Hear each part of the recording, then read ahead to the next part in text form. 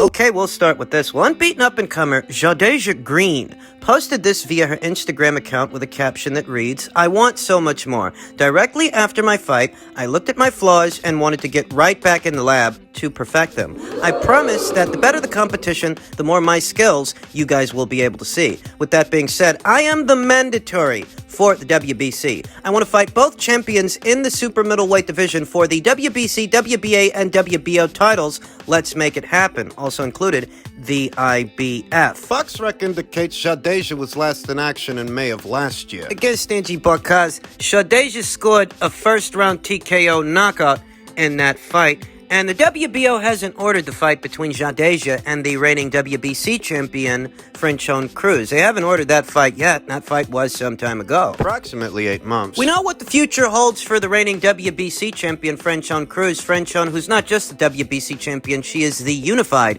WBC and WBO champion. Elin Cederroos of Sweden has the other two alphabet titles, and they're supposed to be locking horns very soon for the undisputed super middleweight championship that will afford Jadeja Green, when the time comes, the opportunity to fight for not just the WBC title, but all the titles, all the belts, all the marbles in the super middleweight division. And you can interpret Jadeja Green as a credible threat to the reign of either of these champions. The question of how long is it going to take the WBC to order the fight? When was the last time they ordered a mandatory at this weight? You see, all the way down there at light flyweight, Kenya Enriquez of Mexico. She's been interim champion as of 2017, whereas Yesenia Gomez, she holds the full title, and she became that division's full WBC champion in 2018. Since then, the WBC has not ordered a fight between them. So Jadeja might be waiting a while for the WBC to do their job. That's the look of it. Look at how long Kenya Enriquez has been waiting for them to order the fight between her and Yesenia Gomez. Yesenia, who this year is supposed to be locking horns with Canada's own Kim Clavel, not Kenya Enriquez.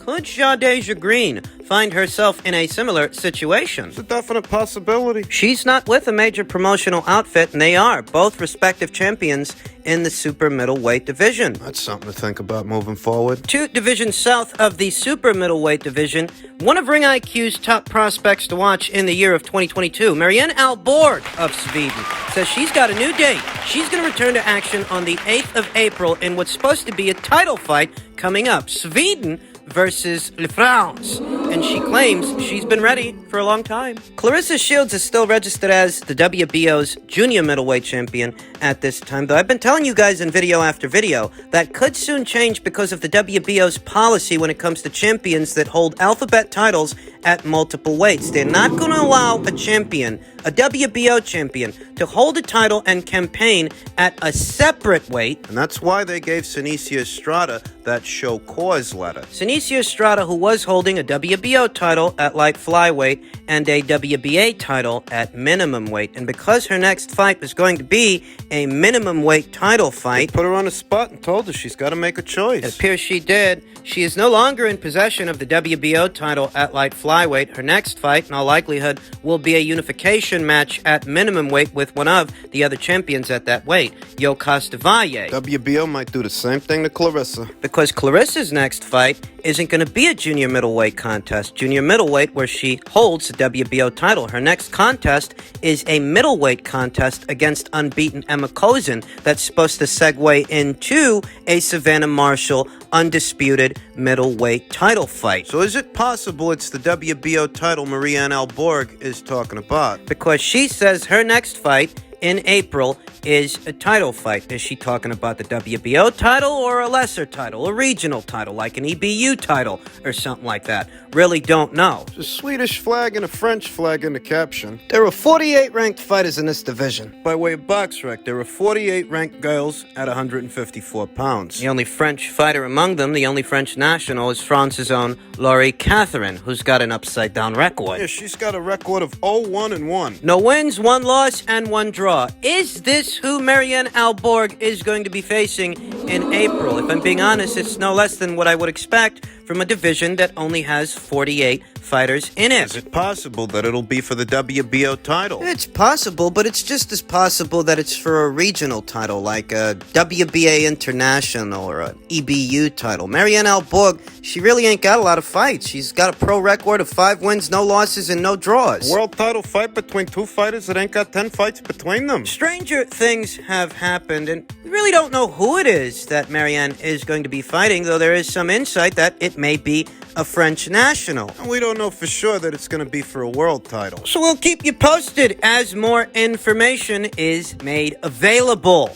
In other news, and in association with the ongoing legal battle between Terence Crawford, Bob Arum, and Top Rank, in reference to Crawford's complaint that on the premise of race, he was not promoted as well as he should have been by Top Rank as a company and by Bob Arum as a promoter. A rather interesting soundbite posted to YouTube here. Here on YouTube 4 months ago. Former WBO heavyweight champion Ray Mercer gave his account of events leading up to the Tommy Morrison fight. You guys know that fight. That's the fight where Ray Mercer beat Tommy Morrison half to death. And Ray lends some insight as to why that is and what dealing with Bob Arum was like. Found out I was WBO champion, and I mean that's my only title defense that I had.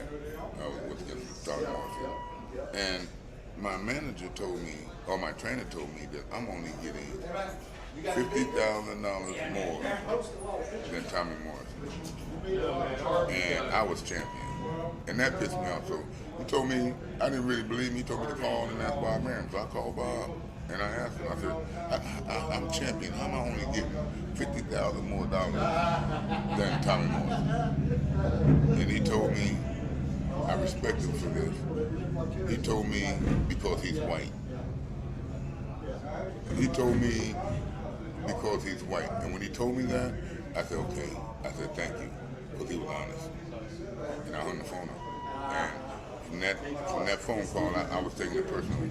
Now, that kind of testimony from the former WBO heavyweight champion Ray Mercer is damning testimony. And that was posted here on YouTube. Uploaded to a channel that goes by the name of No Standing 8. That was uploaded 4 months ago. Now, at this time, we don't know that Terence Crawford and his attorney, Brian J. Friedman, are going to get in contact with Ray Mercer to service as a character reference, character witness to the racial bias they allege. The racial bias they allege Bob Arum and Top Rank have against black fighters. Ray Mercer's account of events is not in connection with Terence Crawford's legal complaint per se. We don't know that Ray Mercer is going to come forward on Terence Crawford's behalf to give his account of events and what dealing with Bob Arum was like for him. We don't know that. What we do know is that in the court of public opinion, this is damning testimony, and this in and of itself might be enough for some people to make up their minds how they feel about the situation, how they feel about Bob Arum, and how they feel about Top Rank as a company. Yeah, in the court of public opinion. But in a court of law, it doesn't work like that. In a court of law, this testimony from Ray Mercer, while it might service as a character reference, character witness to what Crawford is alleging, even if Ray Mercer isn't privy to the details of Crawford's contract with Top Rank. This testimony from Ray Mercer could still be used to establish pattern behavior on the part of Bob Arum and Top Rank as a promotional company that allegedly has a racial bias against black fighters. Where it becomes murky is that's Ray Mercer's side of the story. What's Bob's? What Ray Mercer said might be enough to convince you. In a court of public opinion, it might work like that, but not in a court of law. In a court of law, Ray Mercer's account of events. His account of events could be offset by Bob's account of events. What if Bob denies what he said? Then it becomes a bona fide case of he said, she said. There's two sides to a story. If you only need to hear one side to make up your mind, well, that's all well and good. That's good enough for you, but that's not how things work in court. So on Crawford, he's got to constitute a breach of contract. But not just a breach of contract. He has to constitute that breach of contract was in association with an existing bias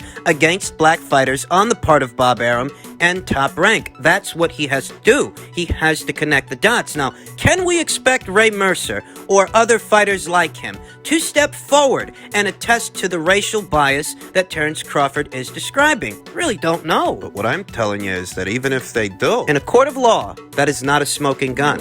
You're going to need audio, video, emails. You're going to need it in writing. Because that's how it works. I don't think a lot of people want to hear that, but that's the way it works. You can have a guy like Ray come forward and say what he said. And Bob Arum can turn right around and deny every detail of Ray Mercer's story. So what distinguishes Bob Arum's account of events from Ray Mercer's? In that example, in that scenario. Because this isn't the court of public opinion we're talking about. We're talking about an actual court of law, and Terrence Crawford is in fact suing for dollars. He's suing for a particular dollar amount. He has to constitute how he's out that dollar amount. How is he out that particular dollar amount based on the racial bias of Bob Arum and Top Rank as a promotional company based on their lack of promotion for him and his fights? He's got to prove that. And even if he can produce documentation that constitutes a breach. Not saying that he can or can't, though, if he does. Constituting a breach does not constitute pattern behavior. That is, constituting a breach does not constitute a racial bias by default. If you say that the guy's in breach of the contract, you've got to prove that the breach is in association with the racial bias you're describing. Because there could be several contributing factors to the breach, or what you interpret as a breach. Once again, I know a lot of people aren't going to like the sound of that, but that's court, folks. What do you expect? We're not talking about the court of public opinion. We're talking about a court of law. And one guy's account of events, or even two guys or three guys,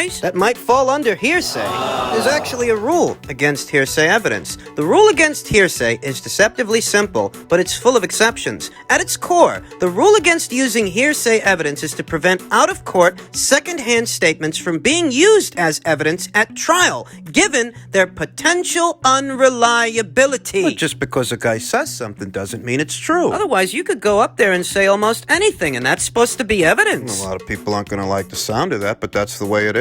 And in today's day and age, bigoted behavior and a racial bias is not something that you want to be associated with, least of all when you're trying to run a company. So the allegations levied against Bob... Cavalier use of those kinds of claims might be a right on Twitter and in a court of public opinion. But in a court of law, that's one of those things that is very hard to prove, and that's what I've been telling you guys throughout. It's very hard to substantiate a claim like this. You'd sooner substantiate the breach than the bias. In any event, we'll see what happens. And finally, per tweet from Michael Benson, Eddie Hearn has revealed that they're trying to make Oscar Rivas versus Ahlborg Babic and have now reached out to Rivas' team about the potential fight for his WBC Bridgerweight World title. It's my understanding that Oscar Rivas has a mandatory challenger already waiting by way of the WBC. Evgeny Romanov, who became the mandatory by defeating Dmitry Kudryashov. That was last year. To my knowledge, the fight hasn't been ordered yet. To my knowledge, Evgeny Romanov is the WBC's Bridgerweight mandatory challenger,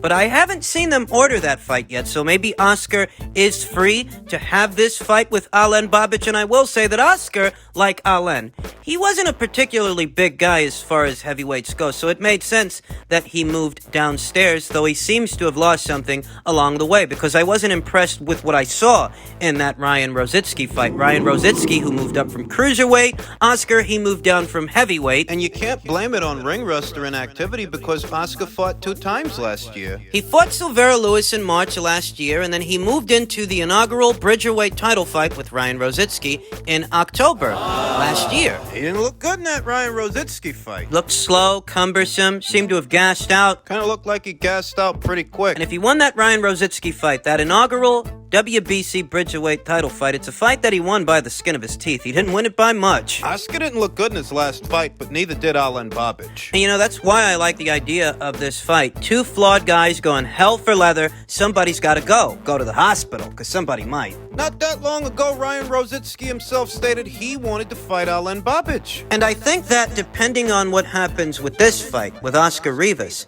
if they can't get this over the line, perhaps they will seek to make that fight between Babic and Ryan Rositsky in the Bridgerweight division. As far as Babic versus Oscar Rivas, you have to give the edge to Oscar. I mean, Oscar didn't look good in his last fight, but neither did Difference is, Oscar's a lot more experienced than as an amateur and a professional. He's been in there with Bryant Jennings. He's been in there with Dillian White. He's been in there with Ryan Rositsky, who I think is a better guy than any of those guys that Babic has been beating on. Those guys ain't even domestic level guys. Babic as a fighter and how he's been looking so far has been a bit of a guilty pleasure for me, because I know that this guy might not go all the way. You know, I can't really see him winning a heavyweight title and even winning a Bridgerweight title. Well, he'd sooner win a Bridgerweight title before he wins a heavyweight title. Relatively speaking, of course, though relatively speaking, he may not win either one. The Oscar Rivas fight ain't no walk in the park,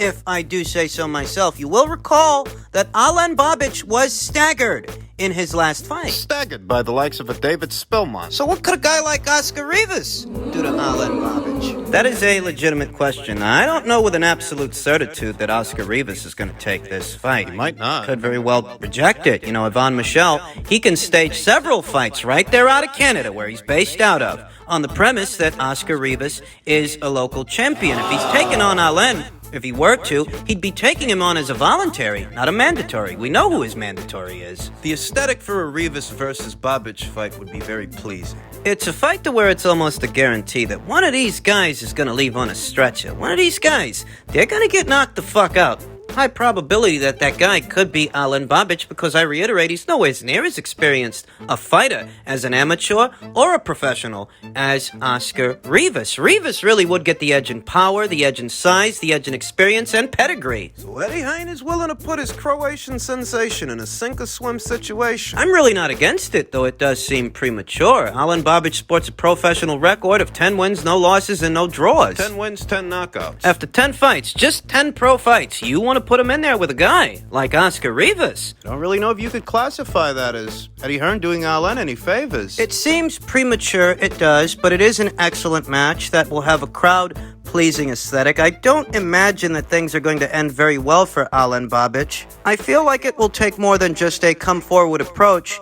to beat Oscar Rivas if they get this fight over the line. Lest we forget, Dillian White gave Oscar his first professional loss, but Dillian White did a whole lot of boxing and a whole lot of jabbing in that fight with Oscar, whereas he's more straightforward. Because of that, he's more prone to gassing out. Comes out in that first round trying to go hell for leather, take Oscar out in the very first round, he could get himself taken out. It's an interesting proposition, to say the least, and let's see if they can make this fight happen. And if by some chance they can't, hey, I could go for Babic versus Rositsky as well.